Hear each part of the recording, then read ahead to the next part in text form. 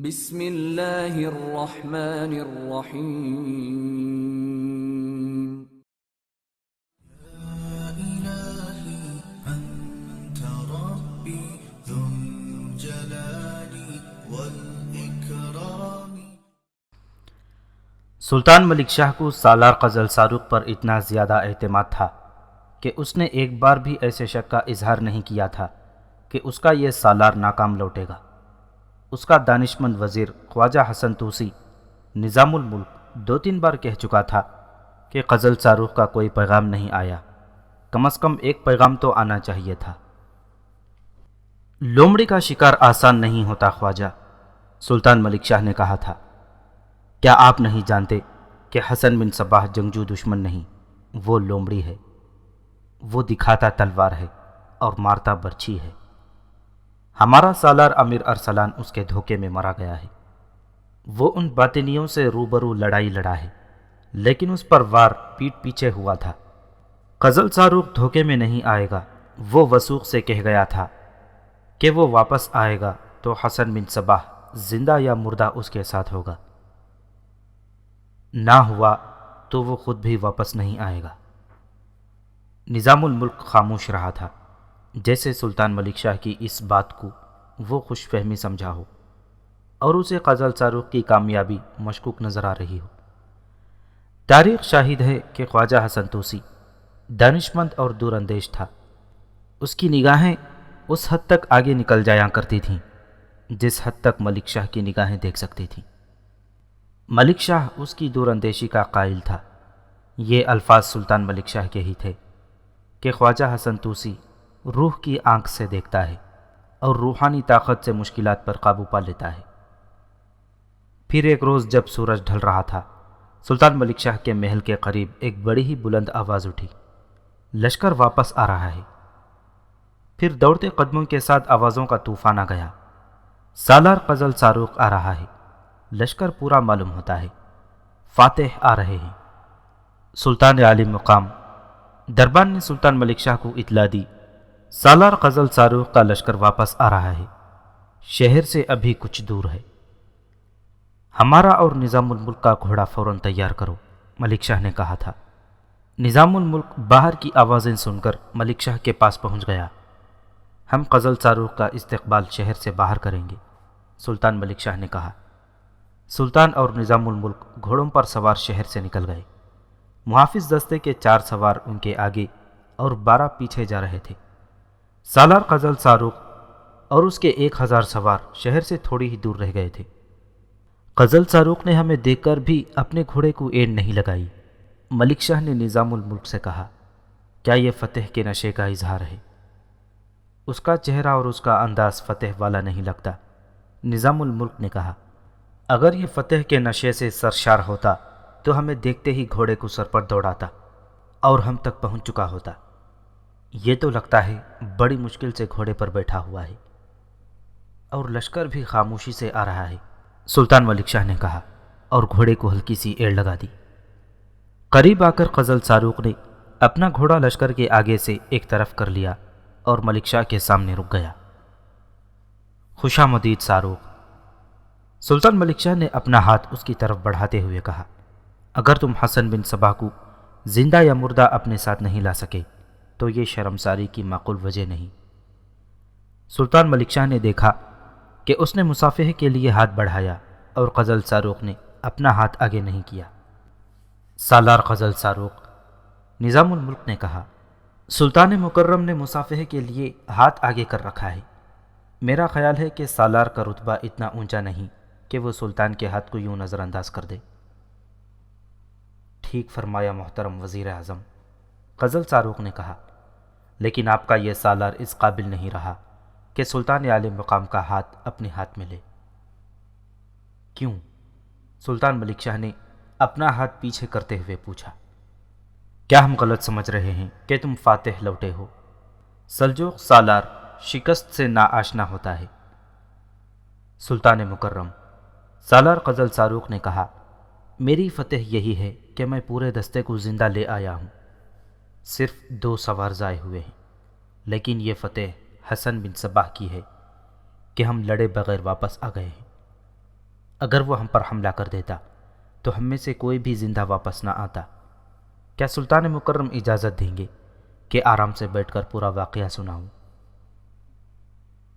1000 سواروں کا لشکر، جس میں سے صرف 2 آدمی کم ہوئے تھے، ان کے قریب سے گزرتا جا رہا تھا۔ سلطان ملک شاہ سواروں کے چہرے دیکھ رہا تھا۔ ہر چہرہ سپاٹ تھا، ماتمی جلوس لگتا تھا۔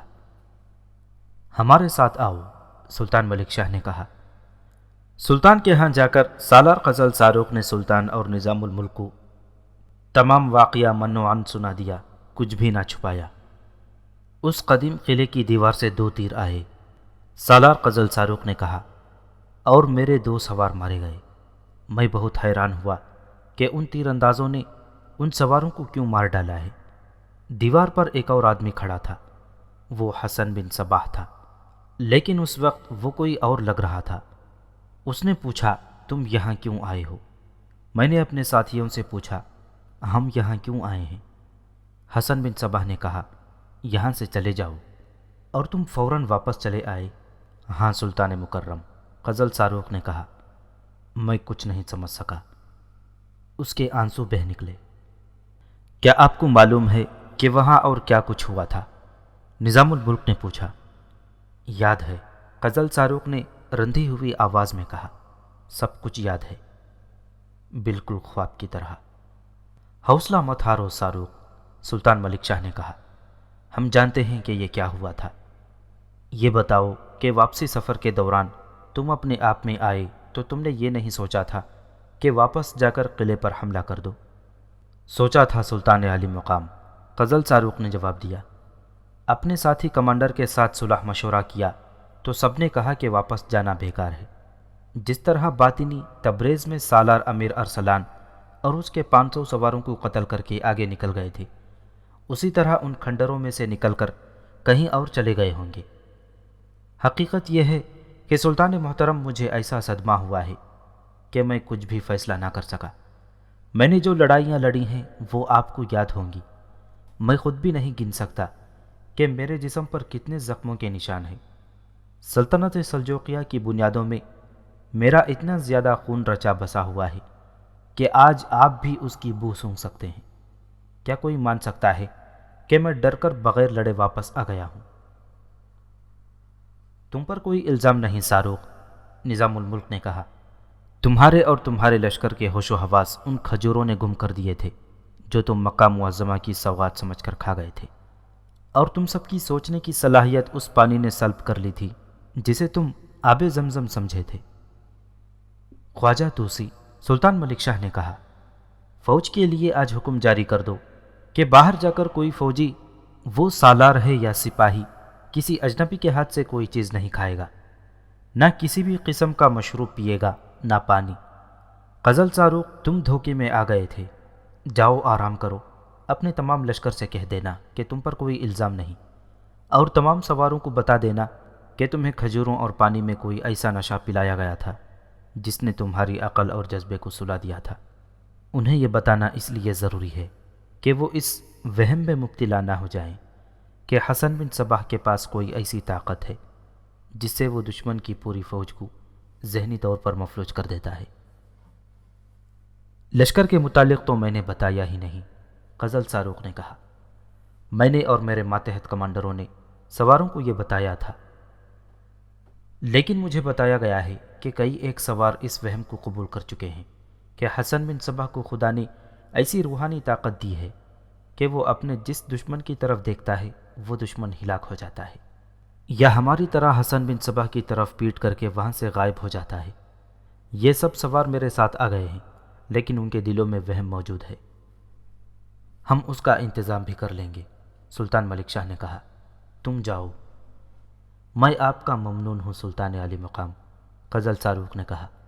آپ نے میری خطا معاف کی، لیکن میں اپنے آپ کو معاف نہیں کر سکتا۔ میں اس دھوکے کا انتقام لوں گا، میں گناہ کا کفارہ ادا کروں گا۔ میں تمہارے جذبات کو سمجھتا ہوں ساروق، سلطان ملک شاہ نے کہا، لیکن تم نے وہ دشمن دیکھ لیا ہے جس سے تم انتقام لینا چاہتے ہو۔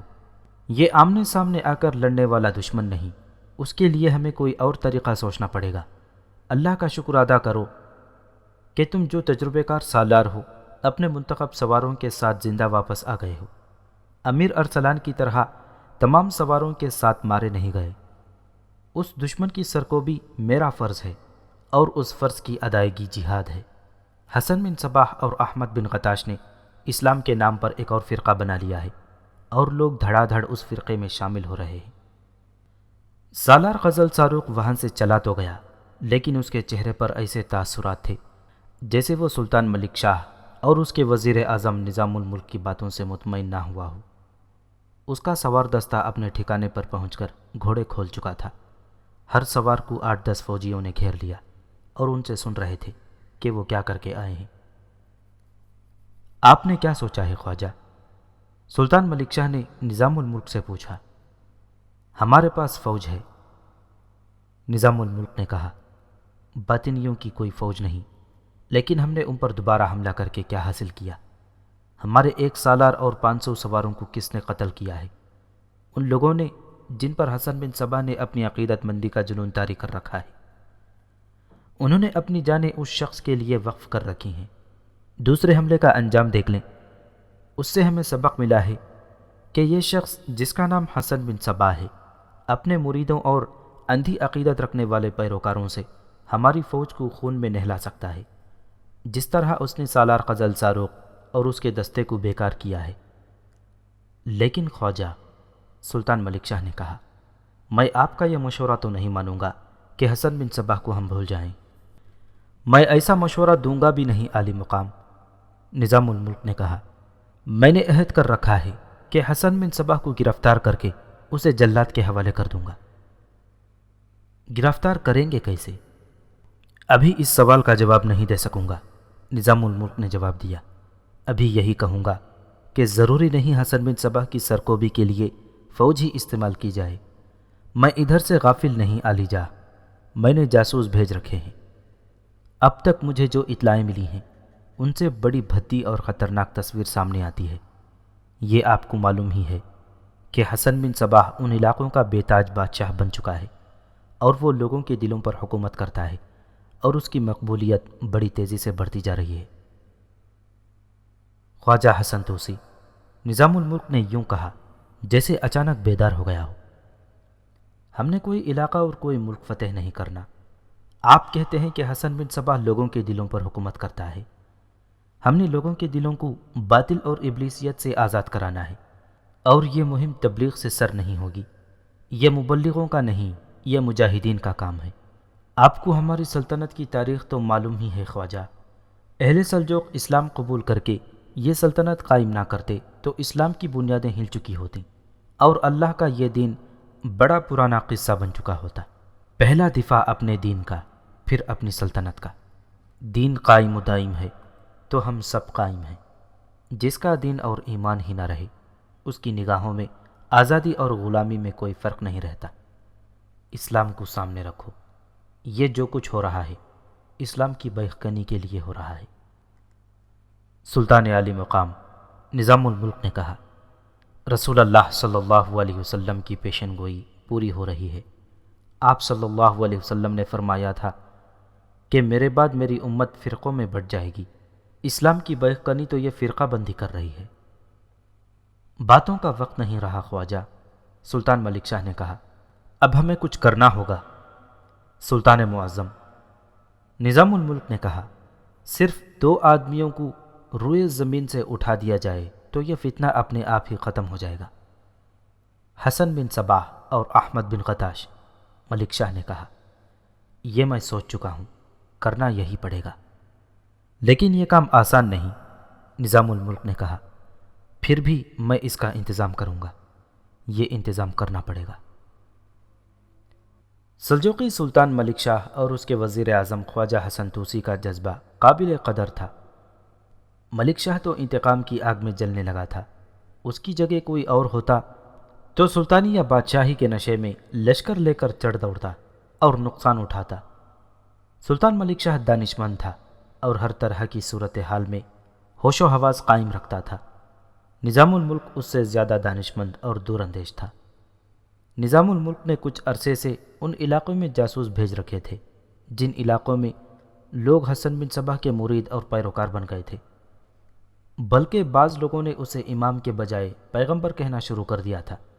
ان جاسوسوں میں سے کوئی نہ کوئی آتا اور اپنے مشاہدات بیان کر جاتا تھا۔ ان کا لب لباب یہ ہوتا تھا کہ مبلغوں کا ایک گروہ سارے علاقوں میں پھیلا ہوا ہے، حسن بن صباح کے معجزے اور کرامات بیان کرتا ہے۔ یہ رپورٹ تو ہر جاسوس دیتا تھا کہ یہ لوگ اسلام کے حوالے سے بات کرتے ہیں، اپنے آپ کو صحیح العقیدہ مسلمان کہتے ہیں۔ تلبیس ابلیس اور آئمہ تلبیس میں بھی یہی آیا ہے کہ حسن بن صباح کے پیروکاروں کو شک تک نہ ہوتا تھا کہ جسے وہ امام اور نبی مانتے ہیں وہ باطنی ہے۔ اس کے مبلغ بڑے ہی دردناک انداز میں لوگوں کو اس قسم کی حکایات سناتے تھے کہ کفار نے رسول اکرم صلی اللہ علیہ وسلم پر کیا کیا ظلم کیے اور کیسے کیسے ستم ڈھائے، اور صحابہ اکرام نے اور رسالت کے دوسرے شہدائیوں نے کس طرح ناموس رسالت پر جانیں قربان کی تھیں۔ مورخوں نے لکھا ہے کہ ان علاقوں میں غالب اکثریت مسلمانوں کی تھی، اور یہ لوگ علم اور تعلیم سے بے بہرا تھے اور اسلام کے معاملے میں بہت ہی جذباتی۔ انہیں رسول اکرم صلی اللہ علیہ وسلم پر یہود و نصارہ کے ظلم و ستم اشتعال انگیز الفاظ اور دردناک لہجے میں سناتے تھے کہ لوگ بھڑک اٹھتے تھے۔ ظلم و ستم کی ان حکایات میں زیادہ تر من گھڑت ہوتی تھی۔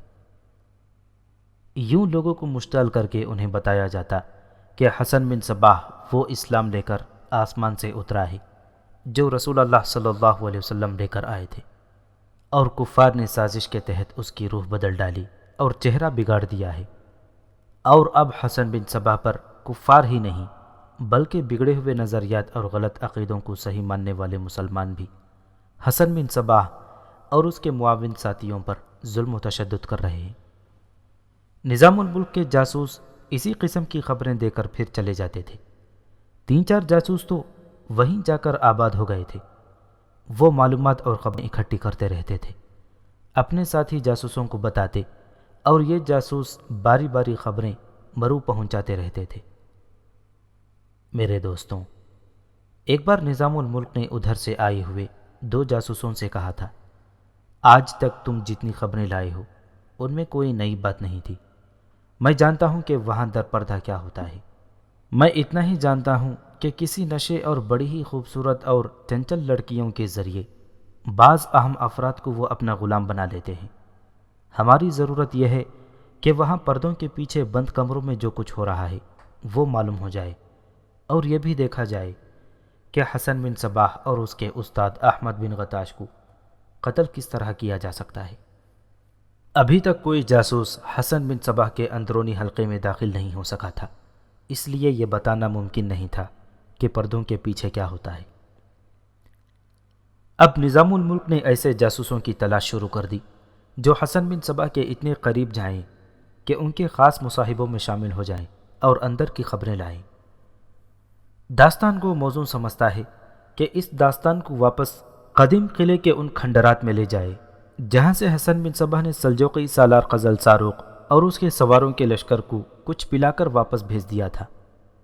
پھر کیا حسن بن صباح انہی کھنڈرات میں بیٹھا رہا؟ نہیں، رات اس کے پیروکاروں نے فتح کا جشن منایا اور اگلی صبح وہاں سے اس سمت کو کوچ کر گیا تھا جس طرف مشہور تاریخی قلعہ علمود تھا۔ اس کی اور اس کے پیر و مرشد کی نظریں اس قلعے پر لگی ہوئی تھیں۔ حسن بن صباح کی منزل یہی قلعہ تھا، اسے اس نے اپنا مستقل اڈا بنانا تھا، اور اسی قلعے کے اندر اور اس کے ارد گرد اس نے اپنی جنت بنانی تھی، وہ جنت جس نے تاریخ کو انگشت بدنیداں کر دیا تھا۔ یہ جنت ایسی حیران کن حقیقت تھی کہ آج کے دور کے کچھ لوگ اسے محض ایک افسانہ اور مبالغہ کہتے ہیں۔ قلعہ علمود کے کھنڈرات آج بھی ایک وسیع و عریض ٹیکری کی بلندی پر موجود ہیں۔ ایران کے اس علاقے کو طالقان کہتے ہیں۔ یہ بلند ٹیکری شہر قزدین اور دریائے خزرج کے درمیان ہے۔ یہ قلعہ یوں تعمیر ہوا تھا کہ کسی زمانے میں اس خوبصورت خطے میں سلاطین کی حکمرانی تھی۔ ایک روز ایک سلطان اپنا عقاب ساتھ لے کر شکار کو گیا۔ اس نے اڑتے ہوئے ایک پرندے کے پیچھے عقاب چھوڑا۔ عقاب نے پرندے کو کچھ دور جا کر پکڑ لیا، لیکن پرندہ اس کے پنجوں سے نکل گیا۔ یہ اتنا زخمی تھا کہ زیادہ دور تک اڑ نہیں سکتا تھا۔ گرتے گرتے ٹیکری کی چوٹی پر جا گرا۔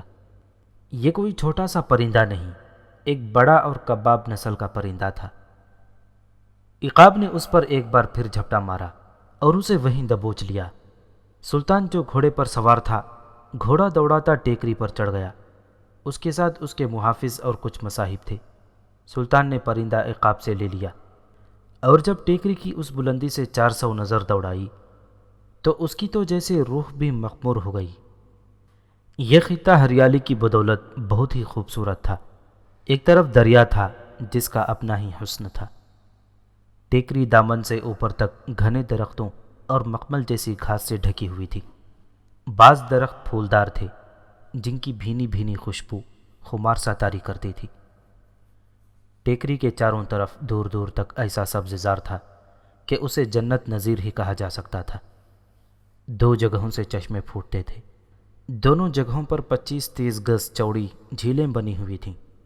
ان کا شفاف پانی چھوٹی چھوٹی ندیوں کی شکل میں بہتا، پتھروں اور کنکریوں پر جل ترنگ بجاتا دریا میں جا گرتا تھا۔ بعض جگہوں پر قریب قریب کھڑے 3-3 4-4 درختوں کے تنوں کو پھولدار بیلوں نے کچھ اس طرح اپنی لپیٹ میں لے رکھا تھا کہ کنیز سی بن گئی تھی۔ دائیں بائیں اور پیچھے ہرے پتوں اور پھولوں کی دیواریں اور اوپر چھتیں بنی ہوئی تھیں۔ یوں لگتا تھا جیسے یہ کنیز انسانوں نے بیلوں کو تراش کر بنائی ہو، لیکن یہ قدرت کی سینائی کا شاہکار تھا۔ ایک یورپی مورخ نے لکھا ہے کہ کوئی کہے کہ یہ خطہ بہشت کا حصہ تھا اور کسی وجہ سے زمین پر آ گرا تھا، یا یہ کہے کہ آدم اور حوا کو خدا نے بہشت کے اس حصے میں رکھا تھا، تو میں اسے سچ مان لوں گا۔ سلطان کو اس خطے کے حسن نے محصور تو کر ہی لیا تھا۔ اس نے دیکھا کہ دفاعی لحاظ سے بھی یہ جگہ موزوں ہے۔ یہ ٹیکری اوپر سے نکیلی یا گول نہیں بلکہ چپٹی تھی اور اس کا طول 1 میل سے ذرا ہی کم اور عرض بھی کچھ اتنا ہی تھا۔ بلا شبہ میں نے اتنی دل فریب زمین آج ہی دیکھی ہے، سلطان نے کہا۔ کیا تم میں کوئی ہے جو مجھے یہ مشورہ نہ دینا چاہے کہ میں یہاں ایک ایسا قلعہ تعمیر کروں جو اس خطے جیسا دل نشین اور چٹانوں جیسا مضبوط ہو؟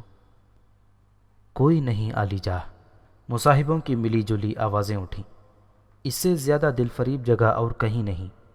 قلعہ جو یہاں بنے گا اس کی دیواروں اور اس کے دروازوں تک کوئی دشمن نہیں پہنچ سکے گا، دشمن کا لشکر کتنا ہی بڑا کیوں نہ ہو۔ ٹیکری پر چڑھتے ہماری تیروں کی بوچھاڑوں سے لڑکتا نیچے جائے گا۔ سلطان نے شکار سے واپس آ کر پہلا کام یہ کیا کہ اس ٹیکری پر قلعے کی تعمیر کا حکم دیا۔ دور دور سے ماہر معمار بلوائے گئے، ان سے نقشے بنوائے گئے، ان میں رد و بدل کیا گیا۔ نقشے کو بڑی محنت سے آخری شکل دی۔ اس وقت کے سلطان نے نقشے میں جو نئی چیزیں شامل کیں انہوں نے تعمیرات کے ماہرین کو حیران کر دیا۔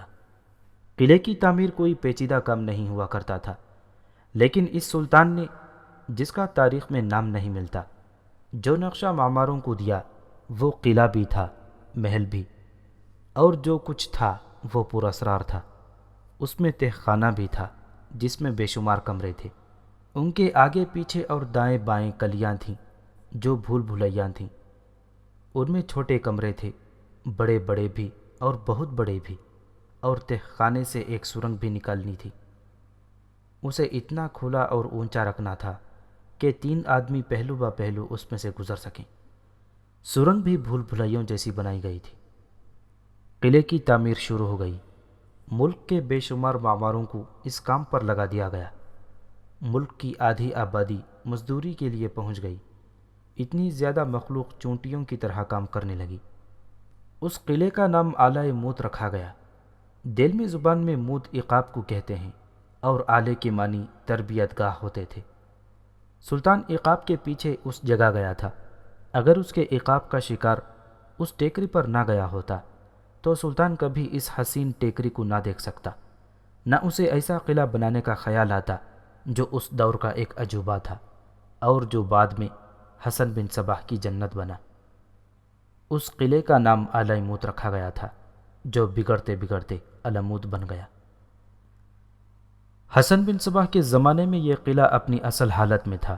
اس علاقے کا حکمران امیر جعفری تھا۔ کسی بھی مورخ نے اس کا پورا نام نہیں لکھا۔ امیر جعفری نے اپنی حیثیت کے ایک سرکردہ فرد مہدی علوی کو قلعہ علمود کا حاکم مقرر کر رکھا تھا۔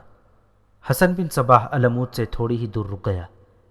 اس کے پیچھے قدیم قلعے میں 300 کے لگ بھگ آدمی تھے۔ ان سب نے اس کے ساتھ ساتھ جانا تھا، لیکن ان میں سے بہت سے آدمیوں کو پہلے ہی روانہ کر دیا تھا۔ انہیں بتایا گیا تھا کہ وہ علمود کے راستے میں آنے والی آبادیوں میں جا کر لوگوں کو حسن بن صباح کے یہ معجزے سناتے جائیں کہ تبریز میں صرف 70 آدمی تھے جن پر سلجوقیوں کے 500 سے زائد سواروں نے حملہ کر دیا۔ حسن بن صباح نے خدا سے مدد مانگی تو غیب سے سینکڑوں سوار آ گئے اور تمام کے تمام سلجوقی سواروں کو قتل کر دیا۔ پھر قدیم قلعے میں 300 آدمیوں پر 1000 سے زائد سواروں نے حملہ کر دیا۔ حسن بن صباح نے قلعے کی دیوار پر کھڑے ہو کر اس گھڑ سوار لشکر کے سالار کی طرف دیکھا، پھر کہا واپس چلے جاؤ۔ لشکر نے محاصرہ اٹھا لیا اور واپس چلا گیا۔ ان 300 آدمیوں میں صرف 3 آدمی تھے جو حقیقت سے آگاہ تھے اور ایک عورت تھی جو حسن بن صباح کی رازدار تھی۔ ان 3 آدمیوں میں ایک اسماعیل تھا اور یہ عورت خدیجہ تھی۔ ان دونوں نے حد سے آئے ہوئے میاں بیوی بن کر سالار قزل صاروخ اور اس کے لشکر کو آب زمزم پلایا اور ذہنی طور پر مفلوج کر دیا۔ صرف یہ 3 آدمی اور ایک عورت تھی جنہیں حسن بن صباح کے ان معجزوں کی حقیقت معلوم تھی۔ باقی سب نے ان معجزوں کو حقیقت تسلیم کر لیا تھا۔ انہیں یہ بتانے کی ضرورت نہیں تھی کہ وہ ان معجزوں کی تشہیر کریں، وہ تو انہوں نے کہے بغیر بھی کرنی تھی۔ یہ انسانی فطرت کا خاصہ ہے اور یہ انسان کی کمزوری ہے کہ وہ کوئی عجوبہ دیکھتا ہے یا کوئی پراسرار واقعہ اس کے سامنے رونما ہوتا ہے تو اس کی تہ تک نہیں پہنچتا، اس کا تجزیہ نہیں کرتا، بلکہ اپنے آپ پر ہیجانی کیفیت طاری کر کے یہ واقعہ ہر کسی کو سنسنی خیز لہجے میں سناتا ہے، اور اس وہم میں مبتلا ہو کر اس کی بات کو کچھ لوگ سچ نہیں مانتے۔ سنانے والا ذیب داستان کا سہارا لیتا ہے اور مبالغہ آرائی کرتا ہے۔ حسن بن صباح کو خدا نے ایسا دماغ دیا تھا کہ وہ انسان کی کمزوریوں کو سمجھتا اور انہیں اپنے مقاصد کے لیے استعمال کرنا جانتا تھا۔ اس کے اپنے 300 میں سے 200 سے زائد آدمیوں کو خود اپنی زبان سے نہیں بلکہ اپنے خاص مصاحبوں کی زبان سے کہلوایا کہ وہ آبادیوں میں امام کے معجزے سناتے جائیں۔ یہ حکم امام کا نہیں، مصاحبوں نے ان 300 افراد سے کہا، یہ ہمارا فرض ہے کہ ہر کسی کو معلوم ہو جائے کہ وہ امام جسے خدا نے ملت رسول اللہ صلی اللہ علیہ وسلم کو صحیح راستہ دکھانے کے لیے آسمان سے اتارا ہے، اس نے کیا معجزے دکھائے ہیں۔ لوگوں سے کہو کہ وہ امام کو خدا کا بھیجا ہوا امام مان لے۔ حسن بن صباح جب علمود سے تھوڑی دور رکا، اس وقت اس کے ساتھ 300 کے بجائے 3000 سے زائد لوگ تھے۔ تاریخ میں یہ پتہ نہیں ملتا کہ پہاڑیوں کے اندر قدیم قلعے سے علمود تک کا کتنا فاصلہ تھا۔ البتہ یہ بات صاف ہے کہ حسن بن صباح کے آدمیوں نے اس علاقے کی آبادیوں میں خدا کے بھیجے ہوئے امام کے معجزے ایسے انداز سے سنائے کہ لوگ حسن بن صباح کے پیچھے پیچھے چل پڑے۔ حسن بن صباح نے ایک جگہ رک کر ڈیرے ڈال دیے۔ اس کے لیے بڑے سائز کا شاہانہ خیمہ لگا دیا گیا تھا۔ تشہیر اور پروپیگنڈے کا کام صرف حسن بن صباح نے ہی نہیں کیا تھا، احمد بن غطاش اس کام میں ہمیتاً مصروف رہتا تھا۔ اس نے مبلغوں کی جماعتیں بنا دی تھیں جس کے ارکان اسلام کے حوالے سے باطنی نظریے کی تبلیغ کرتے تھے۔ بڑے مورخوں خصوصاً ابن خلدون، ابو القاسم رفیق دلاوری، ابن اسیر نے یوں لکھا ہے کہ وہ باطنی نظریے کی تبلیغ کرتے تھے۔ تفصیلات لکھنے والے وقائع نگاروں اور مبصروں نے لکھا ہے کہ یہ تبلیغ دراصل تشہیر تھی حسن بن صباح کی، اور لوگ جوق در جوق حسن بن صباح کی ایک جھلک دیکھنے کے لیے اکٹھے ہوتے چلے جا رہے تھے، لیکن حسن بن صباح کی جھلک انہیں نظر نہیں آتی تھی۔ حسن بن صباح کا خیمہ کپڑے کا ایک کمرہ تھا، چوکور اور خاصا کشادہ، چاروں طرف قیناتیں تھیں اور ان پر مخروطی شامیانہ تھا۔ لوگوں کو یہ بتایا جا رہا تھا کہ امام خیمے میں نہیں، خود اس کے قریبی مصاحبوں کو بھی معلوم نہیں کہ وہ کہاں غائب ہو گیا ہے۔ امام کو خدا کبھی کبھی اپنے پاس بلا لیتا ہے۔ ایک مصاحب نے شوشہ چھوڑا، وہ کسی بھی وقت واپس آ سکتا ہے۔ جس جگہ حسن بن صباح کا خیمہ تھا وہاں تک کسی کو جانے کی اجازت نہیں تھی۔ اس سے ذرا پرے ہٹ کر ان کے اپنے آدمیوں کے خیمے تھے۔ لوگوں کو حسن بن صباح کے خیمے سے دور روک لیا جاتا تھا۔ حسن بن صباح یہاں پہنچا تھا تو تیسری رات خلجان سے اس کا پیر و مرشد احمد بن غتاش اس کے پاس آ گیا۔ ان کی ملاقات 2-2.5 سال بعد ہو رہی تھی۔ احمد بن غتاش نے حسن بن صباح کو مصر بھیجا تھا۔ اس کے بعد یہ دونوں پہلی بار مل رہے تھے۔ حسن بن صباح نے اپنے استاد کو اپنی کارگزاری سنائی اور استاد نے جب حسن بن صباح کو بتایا کہ اس نے قلعہ خلجان میں کیسے کیسے خفیہ انتظام کیے ہیں تو حسن بن صباح حیران رہ گیا۔ اب قلعہ علمود پر قبضہ کرنا ہے، احمد بن غتاش نے کہا، جو بظاہر ناممکن نظر آتا ہے۔ امیر مہدی علوی کے پاس 300 سواروں کا صرف ایک دستہ ہے، یہ اس کا محافظ دستہ ہے، اس کی فوج ہے ہی نہیں، پھر تو اس قلعے پر قبضہ کر لینا کوئی مشکل نہیں۔ حسن بن صباح نے کہا، میرے پاس 300 سے کچھ زائد تجربے کار لڑنے والے آدمی ہیں، اور یہ جو میری زیارت کے لیے ہجوم آ گیا ہے، کئی سو اس میں لڑنے والے مل جائیں گے۔ نہیں حسن، احمد بن غتاش نے کہا، میں حیران ہوں کہ یہ بات تم کہہ رہے ہو۔ کیا ہم نے پہلے جو قلعے لیے ہیں وہ لڑ کر لیے ہیں؟ خون کا ایک قطرہ نہیں بہے گا اور علمود ہمارا ہوگا۔ سنو ہم کیا کریں گے۔ احمد بن غتاش اور حسن بن صباح کی باتیں سرگوشیوں میں بدل گئیں، سرگوشیاں بھی ایسی جو خیمے کے کپڑے کی دیواریں بھی نہ سن سکتیں۔ احمد بن غتاش سحر کے وقت خیمے سے نکلا اور خلجان چلا گیا۔